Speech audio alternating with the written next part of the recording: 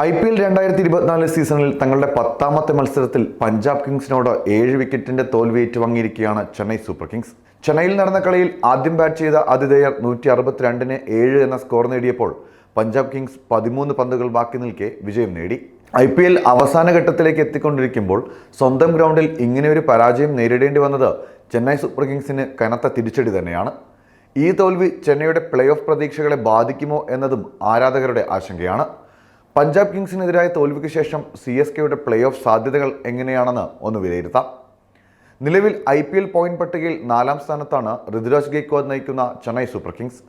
10 കളികളിൽ നിന്ന് 10 പോയിന്റാണ് അവരുടെ സമ്പാദ്യം. പ്ലസ് .627 എന്ന മികച്ച നെറ്റ് റൺ റേറ്റും അവർക്കുണ്ട്.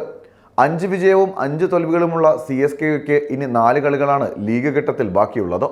ഇനി 4 മത്സരങ്ങളാണ് IPL 2024-ൽ ചെന്നൈ സൂപ്പർ കിങ്സിന് ബാക്കിയുള്ളത്. Punjab Kings, Gujarat Titans, Rajasthan Royals, royal Challengers Bangalore എന്നിവരാണ് അവസാന 4 കളികളിൽ CSKയുടെ എതിരാളികൾ. ഈ 4 കളികളിലും വിജയിക്കാനായാൽ ചെന്നൈയുടെ പോയിന്റ് നേട്ടം 18-ലെത്തും. ഈ സാഹചര്യത്തിൽ അവർക്ക് പ്ലേ ഓഫ് യോഗ്യത ഉറപ്പാണ്. അവസാന 4 കളികളിൽ 3 ജയിച്ചാൽ ചെന്നൈയുടെ പോയിന്റ് 16-ലെത്തും. 2022-ൽ IPL 10 ടീമുകളായതിനു ശേഷം 16 പോയിന്റ് നേടുന്ന ടീമുകൾ പ്ലേ ഓഫിൽ എത്തുന്നത് കാണാവുന്നതാണ്. അതിനാൽ അവസാന 4 കളിൽ 3 ജയിച്ചാലും 16 പോയിന്റിൽ എത്തിയാലും CSKയ്ക്ക് പ്ലേ ഓഫ് സാധ്യത ഉറപ്പിക്കാൻ കഴിയും.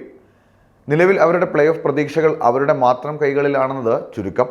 IPL ചരിത്രത്തിലെ ഏറ്റവും സ്ഥിരതയുള്ള ടീമുകളിലൊന്നാണ് ചെന്നൈ സൂപ്പർ കിങ്സ്. 5 തവണ IPL കിരീടം ചൂടിയിട്ടുള്ളവർ ഇതുവരെ കളിച്ച സീസണുകളിൽ 2 തവണ മാത്രമാണ് പ്ലേ ഓഫിൽ കയറാതെ പുറത്തായിട്ടുള്ളത്. 2020-ലായിരുന്നു ആദ്യം, പിന്നീട് 22-ലും പ്ലേ ഓഫിലെത്താൻ കഴിഞ്ഞില്ല.